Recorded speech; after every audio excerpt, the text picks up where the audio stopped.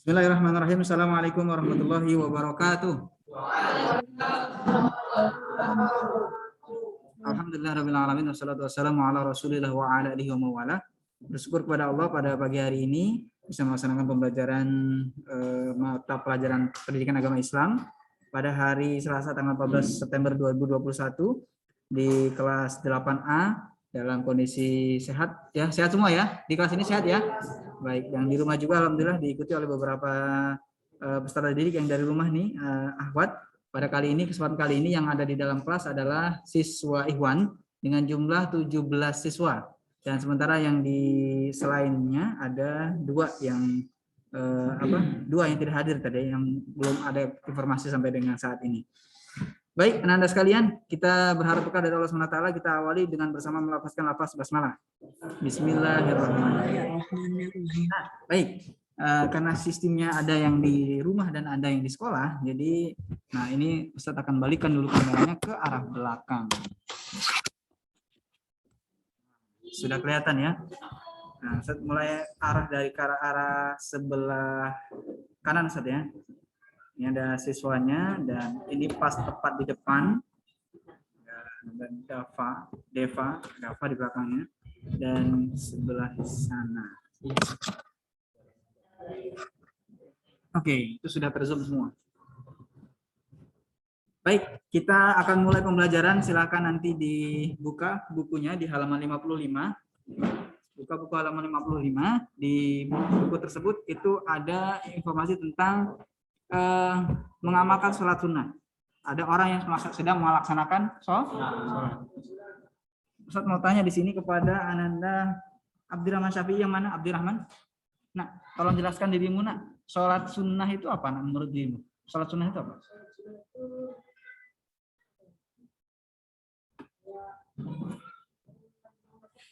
Oke, nah sekarang oke, cukup. Terima kasih nak.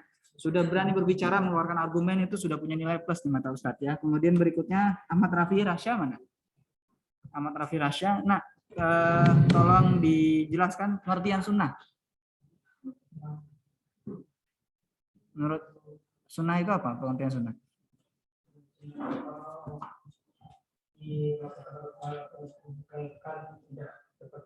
Ya, sepakat ya. Jadi dalam kelas ini sepakat. Jadi sunnah itu adalah segala semua hal yang apabila dikerjakan mendapat pahala. Kalau ditinggalkan tidak berdosa. Contohnya kalau konteks dalam ini adalah sholat sunnah. Nah, Ustadz mau kasih analogi kepada kalian. Ustadz mau tanya kepada semuanya yang di rumah juga maupun yang ada di sekolah. Kalau seandainya kalian makan nasi, ada yang makannya nggak makan nasi. Selain makan nasi ada yang makan apa namanya? Kayak orang Amerika misalnya harus makan roti. Saya nggak mau makan nasi kan? Ada nggak? Nggak ada ya. Normal nasi ya. Kecuali nanti kalau ada sakit-sakit tertentu mungkin nggak boleh makan nasi. Harus makan singkong atau harus makan apa tuh? Nasi tiwul ya dan lain sebagainya ya. Tapi kalau seandainya masih Allah karuniakan sehat, biasanya 99% orang Indonesia biasanya ya makan nasi ya. Kalau nggak makan nasi nggak kenyang. Kalau udah makan apa aja, kalau belum makan nasi nggak kenyang. Nah, Ustaz mau tanya kepada kalian semua. Kira-kira kalau kalian makan nasi aja tanpa ada sayur, lauk, dan lain sebagainya, itu kenyang nggak? Kenyang nggak? Iya. Ada yang bilang kenyang, ada yang bilang enggak ya. Tetap kenyang nggak? Kan ada yang segala sesuatu yang masuk ke dalam apa namanya perut kita ya, nasi. Apalagi nasi itu adalah, kalau belajar IPA nanti ditanya, nasi itu kandungan karbonya tinggi banget ya. Karbonya tinggi banget. Terus bukan hanya karbo, ada juga gula. Makanya orang yang punya kadar gula lebih disuruh ngurangi nasi. Orang yang banyak makan nasi biasanya bagian tengah ini gendut. Dia gendut ya. Apalagi tidak diimbangi dengan olahraga. Olahraganya kurang. Bahasanya mager, malas gerak misalnya. Udah dia keringatnya kan nggak keluar, nggak terbakar, tambah gendut. Nah, perhatikan nak. Orang yang makan nasi itu fix dia sudah kenyang, tapi nggak nikmat. Kenapa? Nasi doang, nggak ada apa-apanya. Nah, ada yang bilang kasih garam. Tapi ini Ustadz mau kasih solusi, nak. Ustadz mau kasih analogi. Coba seandainya kalau nasi tersebut dikasih lauk pauk, dikasih sayur, dikasih apa namanya untuk menemani nasi itu, kira-kira jadi enak nggak? Nah, apalagi posisi siang-siang waktu makan siang ya, membayangkan itu pasti, waduh, ya. Nah, perhatikan, nak. Begitupun dengan sholat. Coba perhatikan. Sholat wajib itu sama aja kayak kalian makan nasi putih. Kalian sudah makan kenyang, sudah kenyang. Tapi nggak nikmat. Kenapa? Karena tidak mengerjakan sunnah. Jadi kalau kalian paham sunnah, nah itu seperti orang mengerjakan sholat, di mana sholatnya itu kalau cuman sholat fardu doang, itu berarti sama kayak makan nasi aja. Nggak ada lauk pauknya, nggak ada sayurnya. Jadi dengan kalian sholat kemudian diiringi dengan sholat sunnah, maka sama aja kalian makan nasi, terus ada lauk pauknya. Dan itu bisa dipercayai sama orang yang beriman. Kalau orang yang nggak beriman, alah, Ustadz ngomongnya aja, tapi mana buktinya? Ini nanti dibuktikan bagi orang yang beriman. Kalau orang nggak percaya, pasti dibilangnya kayak gitu. Terus juga ada orang yang nggak percaya, orang itu kok bilang-bilang tentang akhirat kayak dia pernah mati aja kan? Orang yang tidak beriman pasti berbicara seperti itu. Tapi barang siapa orang yang beriman, karena dia percaya dengan Al-Quran, dia nggak berani. Ya. Kenapa ada makhluk yang tidak kasat mata seperti setan ya? Itu kan makhluk ciptaan Allah tuh. Kalau dia masih nggak percaya dengan alam kehidupan setelah akhirat, masalah setan itu kita nggak bisa belajar. Al-Quran yang ngasih tahu. Ada di dalam Al-Quran bahwa ada makhluk yang Allah ciptakan dengan zat yang api, setan itu ya. Itu adalah ketika kita beriman atau percaya, ya mestinya kalian juga percaya dengan adanya akhirat, dengan adanya orang yang kalau sholat itu dapat pahala. Barusan Ustaz cerita, kalau orang sholat fardu, kemudian diiringi dengan sholat sunnah, itu sama aja makan nasi, ditambah dengan lauk-lauk yang lezat. Semakin banyak sholat sunnahnya, semakin banyak lauk-lauknya, nak. Sayurnya ada, satenya ada, semakin nikmat.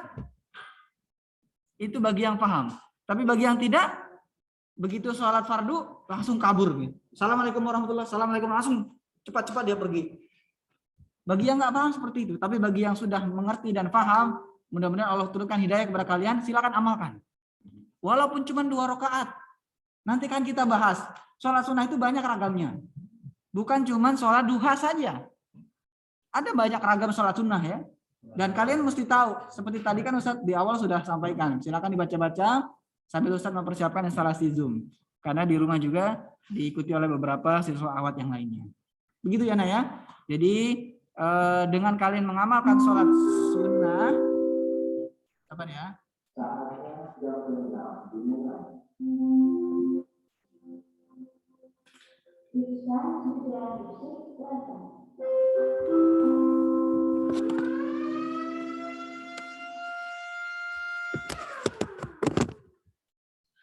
Ya, baik. Ustaz ulangi lagi ya. Jadi dengan kalian mengamalkan sholat sunnah, dan itu berarti kalian sudah semakin paham dan tambah yakin. Sudah semakin beriman kalian kepada Allah SWT. Karena kalian sudah meyakini kalau saya sholat fardu ditambah dengan sholat sunnah, sama aja seperti tadi kan, contohnya seperti makan nasi ditambah dengan sayur.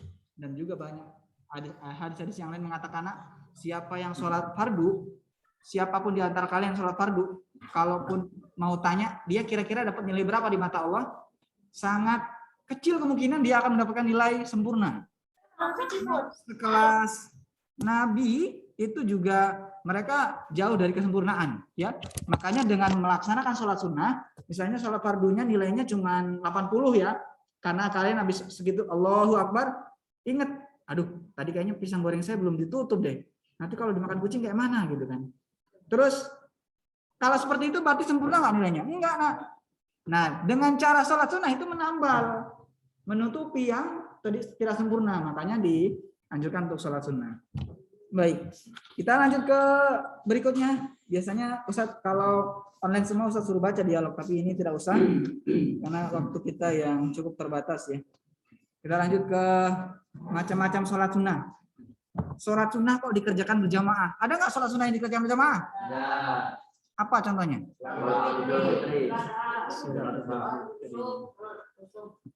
Saya mau tanya lagi sekarang. Akib Kolili, Akib. Mana Akib? Nah, kalau sholat Idul Fitri itu dilaksanakan tanggal berapa biasanya? Idul Fitri. Tanggal berapa biasanya? Atau bulan apa deh? Bulan apa? Sholat Idul Fitri itu dilaksanakan pada bulan apa?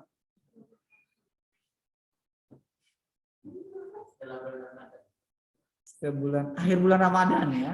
Akhir bulan Ramadan. Setelah akhir bulan Ramadan kan kita sholat Idul Fitri. Nah, Ustaz mau tanya lagi kepada Anizar Yusuf Alia mana? Anizar? Lebih tepatnya bulan berapa nak? Sholat Idul Fitri? Bulan? 1 Syawal ya, 1 Syawal ya. Sekarang 1440 berapa? 43. Berarti usia tahun Hijriah itu sudah 1443 Hijriah. Setiap tanggal 1 Syawal, entah itu hari Senin, Selasa, Rabu, Kamis, ataupun di tanggal bulan Agustus atau September ataupun Januari, pasti kita masukkan sholat Idul Fitri ya. Makanya jangan heran kalian kalau dulu mungkin Idul Fitri di bulan Desember. Sekarang kok malah geser ke sini, geser ke sini, geser ke sini. Tahu-tahu bulan 3, tahu-tahu bulan 4 lebarannya, tahu-tahu bulan 2. Karena dia ngikuti kalender Islam, bukan kalender Masehi. Kalender Hijriah yang diikuti. Dan kalian perlu tahu nak, kalau kalender Hijriah itu pergantiannya kapan coba? Kalau kalender Masehi pergantiannya jam 12.00 atau jam 00.00. Habis maghrib. Ya. Jadi kalau jam 18.00 waktu Indonesia, ya, itu seandainya hari ini tanggal sekian Syafar ya, tanggal 20 Syafar misalnya. Berarti tanggalnya hari ini berakhir nanti waktu petang, waktu maghrib. Setelah maghrib jam 18 ke atas itu sudah 21 Syafar. Itu ya, itu penanggalan di kalender Hijriah. Baik. Tadi ternyata sholat itu ada yang dilaksanakan secara berjamaah, sholat sunnah berjamaah. Dianjurkan berjamaah. Ada contohnya adalah sholat Idul Fitri. Kemudian juga di sini di buku juga disampaikan sholat Idul Adha. Sholat Idul Adha, saya mau tanya lagi kepada Deva. Deva, sholat Idul Adha itu bulan apa? Zulhijjah. Tanggalnya? Iya, tanggal 10. Jadi itu adalah tanggal-tanggal yang kita mesti ingat ya, karena itu adalah patokan sebagai kita umat Islam untuk beribadah. Tanggal 10 Zulhijjah. Kemudian ada sholat kusuf. Sholat kusuf dan sholat khusuf. Sholat kusuf itu adalah sholat gerhana matahari. Kalau khusuf itu bulan. Caranya sama, sholatnya sama. Cuman perbedaannya apa? Yang paling mendasar. Kalau matahari terbitnya di waktu siang, di waktu yang terang, dimulai pagi sampai dengan sore. Kalau bulan, nah, siapa yang pernah melaksanakan sholat gerhana matahari ataupun gerhana bulan? Ya, selain yang di boarding, ada semua ya, banyak banget. Kemarin Ustaz masuk di kelas sebelah, siapa yang pernah melaksanakan? Pada diam semua. Ya, jadi ini kenapa disunahkan untuk sholat, nak? Karena mungkin kalian juga tahu ya, karena ini bukan rahasia ini ya, bukan rahasia lagi, tapi ini sudah umum. Seseorang yang mempunyai ilmu hitam itu ketika gerhana mereka sudah memprediksi macam-macam. Oh, nanti akan terjadi seperti ini, akan terjadi seperti ini. Apalagi orang yang punya peliharaan misalnya, dia punya tuyul atau punya keris misalnya, atau punya apalah yang menurut dia itu hebat ya. Itu di tanggal-tanggal tersebut itu merupakan keramat, apalagi pas purnama-purnamanya. Pas dia terjadi gerhana itu. Ya. Tapi kita sebagai umat Islam disyariatkan untuk melaksanakan sholat. Sholatnya pun sama seperti sholat Jumat ya, ada khutbahnya. Cuman yang membedakan dia dilaksanakan dengan ada yang masih ingat dia khutbah dulu atau sholat dulu? Dia pelaksanaannya kan ada khutbahnya. Ada yang masih ingat dia pelaksanaannya khutbah duluan atau sholat duluan? Ya, itu perbedaannya dengan sholat Jumat. Sholat Jumat itu perbedaannya dengan sholat-sholat seperti dia pelaksanaannya sama kayak sholat Idul Fitri. Persis kayak sholat Idul Fitri. Jadi khutbah menyampaikan sholat terlebih dahulu, sholat yang dimaksud atau sholat Id ataupun sholat gerhana, setelah itu baru penyampaian khutbah. Dan ini juga perlu digarisbawahi ketika kalian melaksanakan sholat Id, Idul Fitri atau Idul Adha, jangan sampai kalian salah beranggapan jadi sudah mengikuti sholat 2 rakaat habis itu pulang kabur. Enggak ya, tetap dengarkan sampai dengan selesai karena itu merupakan salah satu rukun daripada sholat sunnahnya. Kemudian berikutnya adalah sholat istisqa. Sholat istisqa adalah sholat Dulu pernah terjadi di Indonesia, kalau di Indonesia cuma ada 2 musim tuh, kalau nggak kemarau ya hujan. Tapi terkadang waktu kemarau berkepanjangan. Pernah dulu mau ada pekan olahraga nasional kalau nggak salah di Palembang, itu batal gara-gara ada asap tebal ya, ada asap tebal. Kenapa? Karena ada hutan yang memang sudah mungkin lama, sudah sekian lama tidak diturunkan, tidak dapat hujan sehingga tanaman-tanamannya pada kering dan terpicu api sehingga insya Allah sampai Jakarta balahan kabutnya itu dan mengganggu bidang antariksa, penerbangan terganggu.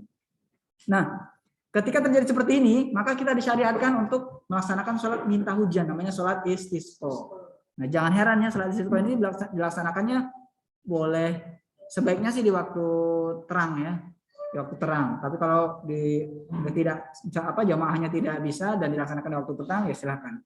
Kalau sholat gerhana itu biasanya ada instruksi dari BMKG.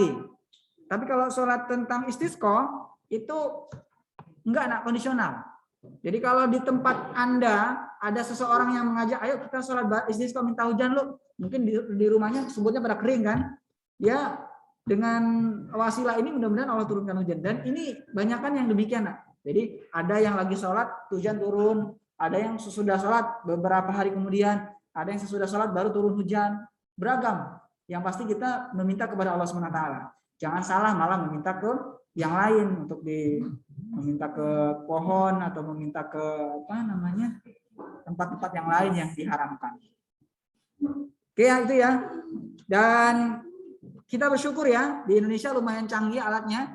Jadi kalau ada gerhana itu sudah diprediksi tanggal sekian, bulan sekian, jam sekian akan terjadi gerhana apa misalnya. Dan sejauh ini tidak ada yang meleset. Jadi pas tanggal sekian benar mataharinya tertutup atau bulannya tertutup hanya terlihat sebagian. Nah, tapi kalau sholat istisqa kondisional. Kemudian kita lanjutkan ke sholat berikutnya. Sholat sunnah munfarid. Munfarid itu dikerjakan secara, ada yang tahu nggak munfarid? Munfarid sendirian. Siapa yang jawab tadi? Oke. Munfarid itu sendirian. Sholat yang dikerjakan secara sendirian. Sholat sunnah munfarid namanya. Ada di sana contohnya sholat rawatib. Ada yang tahu sholat sunnah rawatib itu apa? Ya. Yang mengiringi sholat fardu. Ada sebelum, ada setelah. Sekarang Ustaz mau cek. Yang biasa mengerjakan dia biasanya paham dia. Tadi sampai sekarang Deva. Deva kalau mulai dari sholat maghrib. Sholat maghrib itu sebelumnya ada nggak? Deva, ini tadi Dava. Sekarang Deva. Deva yang mana? Deva depannya. Sebelumnya tidak ada. Setelahnya ada nggak? Deva apa Deva? Deva yang depan. Kan Dava. Yang Deva, berarti yang depan. Ulangi lagi. Sholat maghrib sebelumnya ada nggak? Setelahnya? Oke. Siapa yang mengamalkan pasti dia hafal. Apa pahamnya? Jadi sholat maghrib itu fix.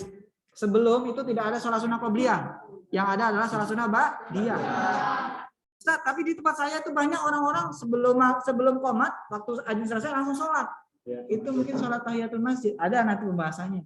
Atau sholat syukril wudu. Jadi dia setelah wudu ada sholatnya dia sholat sunnah. Lanjut ke Fahri. Fahri mana Fahri? Fahri. Kalau sholat isya sebelum ada nggak?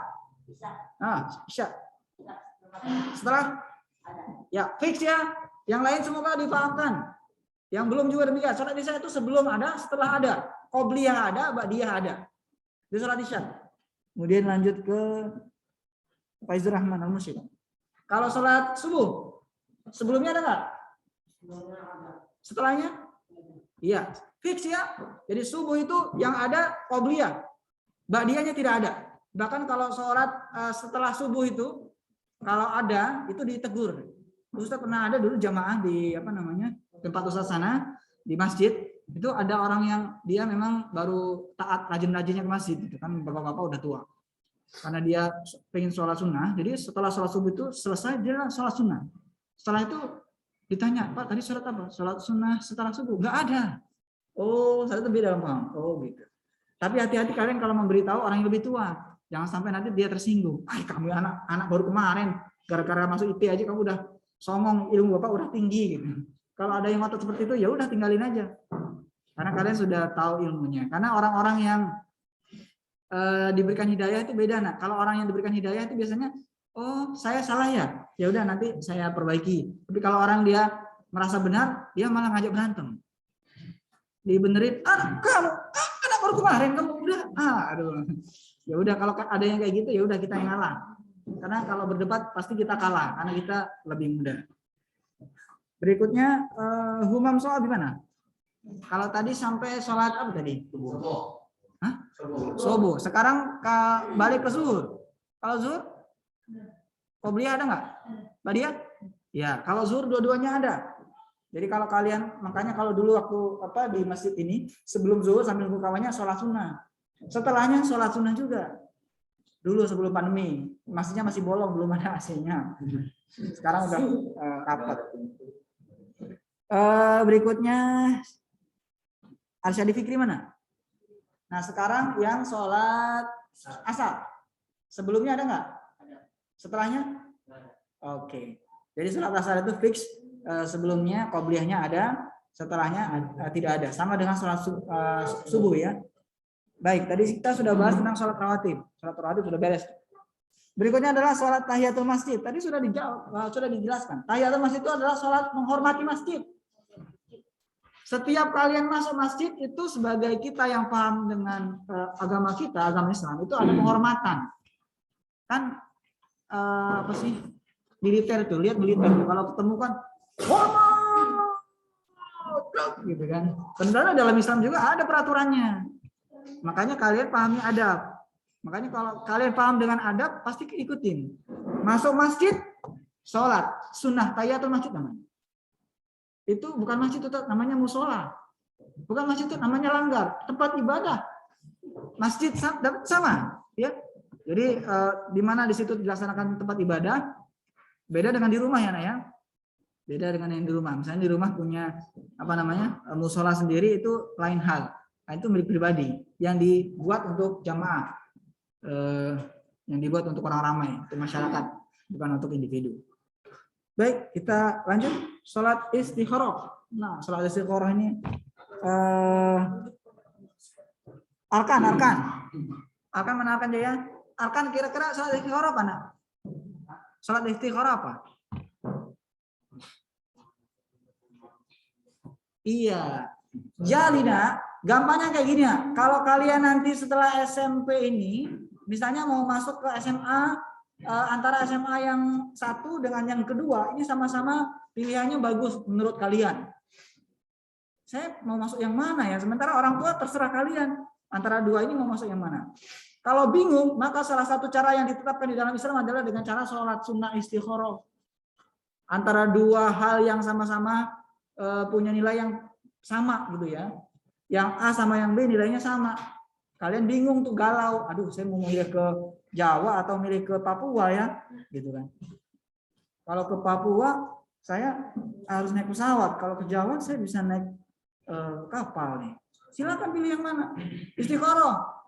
Kalau seandainya di dalam nanti ada jawaban dari Allah SWT. Jawabannya dari mana? Ada yang dari mimpi. Ada juga yang dari gurunya semakin menguatkan, ada juga dari orang lain. Jawaban dari Allah itu banyak lantarannya ya. Ketemu kawan di mana dia langsung mendukung. Oh, kamu ke Papua aja. Nanti di sana kamu bisa berpeluang menjadi bupati misalnya. Karena kamu hafal Quran misalnya. Silakan kalau oh iya juga ya. Saya ambil itu aja. Ternyata dia memutuskan untuk. Dan kalau sudah diputuskan itu jangan seandainya nanti tengah jalan ada kejadian-kejadian yang kalian nggak inginkan, jangan nyesal. Aduh saya nyesel kenapa saya dulu milih A, ternyata A ini nggak enak misalnya. Enak yang B, nggak boleh kayak gitu nah. Segala sesuatu yang sudah kalian pilih itu termasuk takdir dan nggak boleh disesali. Karena segala sesuatu yang terjadi itu adalah yang terbaik menurut Allah, bukan menurut kalian. Mungkin menurut kalian nggak baik, tapi menurut Allah baik. Dulu pernah kejadian ada di Payan Mas itu orang naik bus mau pulang ke Ketapang dia ya, atau ke arah sana itu, dia penuh bisnya. Marah-marah dia, kecewa dia. Aduh, ini kayak mana sih? Saya sudah bis terakhir, ini nggak dapat bisnya kayak mana? Udah itu dia, ya udah dengan rasa ngerutu itu dia diem aja. Nggak lama kemudian bisnya lewat, cegia ditabrak sama kereta api. Banyak yang meninggal. Kejadian nyata nak di Payan Mas. Kalau kalian cerita sama orang tua mungkin tahu atau mungkin kalian pernah dengar informasinya. Banyak yang meninggal. Dan apa coba dia bilangnya? Alhamdulillah kata dia. Orang yang tadi ketinggalan kan habis dia bilangnya alhamdulillahirabbil alamin. Ya makanya itu nak. Itu segala sesuatu yang kalian makanya kalau kalian sudah ditakdirkan di SMP IT jangan nyesal. Aduh, enak saya di SMP 7. Saya nggak pernah disuruh ngaji, nggak pernah disuruh ingetin sholat misalnya. Nggak boleh kayak gitu nah. Walaupun ya di sana juga nanti akan diingatkan, cuman tidak seintens seperti yang di IT ya. Kan kalau di sini kan kayaknya kita ingetin terus gitu ya. Baik, kita waktunya masih tinggal berapa menit lagi nih? Beberapa menit lagi ya. Kita sudah menyelesaikan beberapa informasi ini. Satu lagi. Nah, jadi ada dua sekarang yang bisa dilaksanakan secara sendiri dan berjamaah. Sholat sunnah yang bisa dilaksanakan secara sendiri dan berjamaah. Apa aja sholatnya? Sholat tarawih. Ya, sepakat ya. Tarawih itu bisa dilaksanakan secara sendiri dan juga berjamaah. Kalau kemarin pandeminya lagi hebat, makanya disuruh sendiri-sendiri. Boleh silakan. Tapi kalau sekarang sepertinya sudah agak longgar, jadi boleh tarawihnya berjamaah. Mulai dari Ramadan, kan sudah berapa Ramadan? 2 Ramadan ya, pandemi ya. Ramadan yang pertama benar-benar sepi. Ramadan yang kedua sudah agak longgar. Dan semoga Ramadan ketiga hilang. Amin. Ramadan ketiga berarti nanti ini ya. Ini masih ke tanggal kedua bulan Muharram. Muharram Safar. Ini bulan kedua dalam kalender Hijriah. Jadi tarawih itu dilaksanakan di bulan apa? Ramadan. Jadi fix ya, tarawih itu hanya ada di bulan Ramadan. Terus berikutnya sholat witir. Sholat witir itu sholat yang dikerjakan dengan jumlah bilangan ganjil. Boleh 3, 5, 7 dan seterusnya. Biasanya kalau tarawih bilangannya ada 3. Ada yang melaksanakan 3 sekaligus atau 2 kemudian ditambah dengan 1. Boleh. Dan witir biasanya dikerjakan di bulan apa? Witir. Witir di bulan apa aja ya? Kalau tarawih adanya di bulan Ramadan tuh. Kalau witir di bulan apa aja? Sekarang bisa witir. Ya, Rasul, usah kasih tahu amalan Rasul. Rasul itu kalau takut malam dia nggak bangun, dia sebelum tidur sholat sunnah witir. Jadi kalau nanti bangun-bangun ketika mendengar azan, dia sudah termasuk qiyamul lail, sudah dapat ibadah malam. Itu adalah kelebihan dari witir. Kemudian sholat duha. Sholat duha di bulan apa?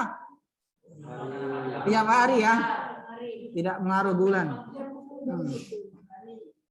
Nah, kalau ada puasa yang diharamkan, kalau sholat, tentunya tadi juga ada yang dia nggak boleh sholat ya. Setelah asar dan juga setelah subuh. Dan kalian harus tahu itu. Kalau puasa yang diharamkan, puasa apa aja? Puasa kan ada yang sunnah, tapi dia nggak boleh. Pas 2 hari raya tadi, ya. Ada Idul Fitri, tanggal 1 Syawal, nggak boleh puasa.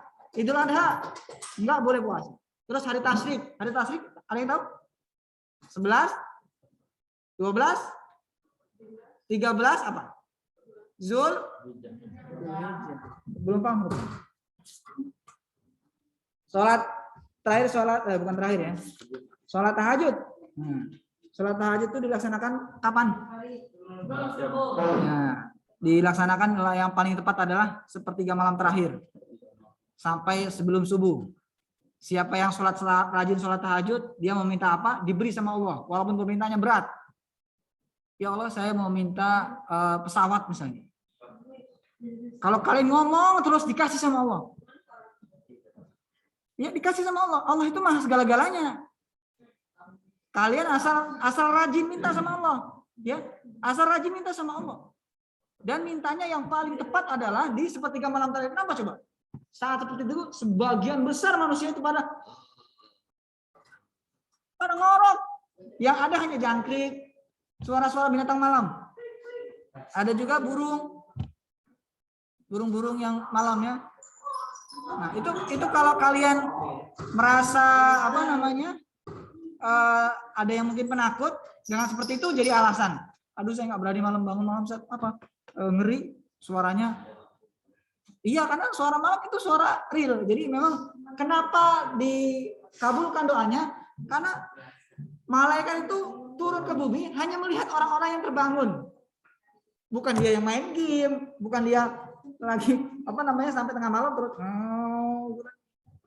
bukan ya, atau dia terbangun tengah malam cepet melihat Piala Dunia misalnya, bola. Lain hal itu ya, untuk ibadah.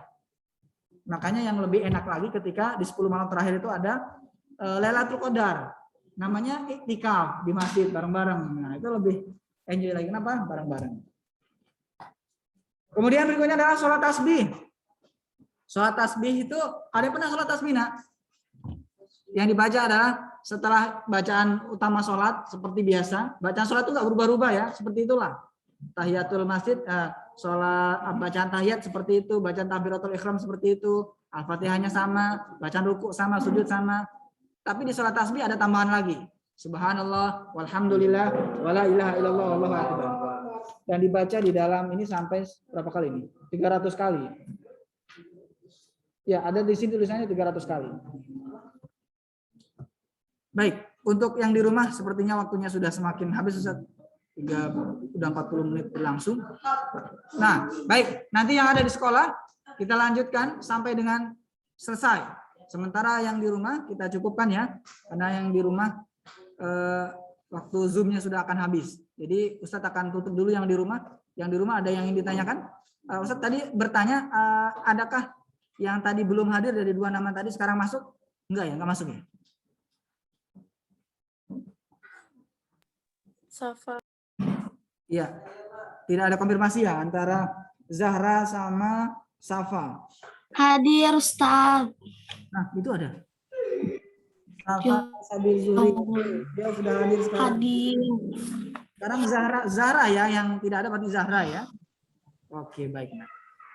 Baik, Nak, terima kasih atas kehadiran kalian semua yang ada di Zoom. Insya Allah video ini juga nanti akan Ustadz bagikan sebagaimana biasa ya. Kita cukupkan khususnya untuk yang di Zoom pelajaran hari ini dengan bersama melafazkan alhamdulillah. Kita tutup ya, yang ada di Zoom kita tutup terlebih dahulu, nanti yang di kelas kita lanjutkan. Assalamualaikum warahmatullahi wabarakatuh. Waalaikumsalam warahmatullahi wabarakatuh.